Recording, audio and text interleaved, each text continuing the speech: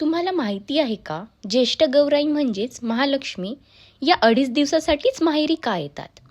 खरं तर आमच्या आजींनी सांगितलेली ही महालक्ष्मींची कथा आहे. समुद्रमंथनातून महालक्ष्मी आणि बहीण अलक्ष्मी यांचा जन्म झाला. महालक्ष्मी म्हणजेच येणारं धन आणि अलक्ष्मी म्हणजेच येणारं धन जे खर्च होतं. या दोन्ही बहिणीचे लग्न एकाच घरात झाले.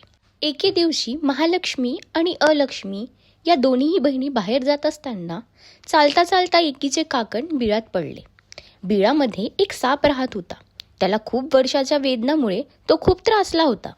महालक्ष्मीने जसा बिळात हात घातला तसाच त्या सापाच्या जखमेला महालक्ष्मीचा हात लागल्याने ती जखम फुटली आणि साप हा जखमेतून मुक्त झाला. त्या सापाला पूर्वजांचा श्राप होता. जसा गौराईचा हात त्याला लागला, साप हा श्रापातूनही मुक्त झाल्याने तो गौराईला म्हणाला, तुझ्यामुळे मी या श्रापातून मुक्त झालो.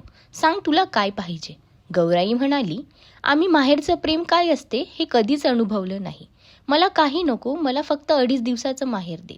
साप त्या दोघींनाही 2.5 दिवसाचे माहेर देते आणि सांगते, तुम्ही दोघीही ज्यांच्या घरी जाल त्यांच्या घरी तुमच्या मागे सुख समृद्धी येईल.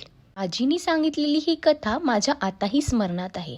मला जसं आठवलं तसं मी तुम्हाला सांगण्याचा प्रयत्न केला.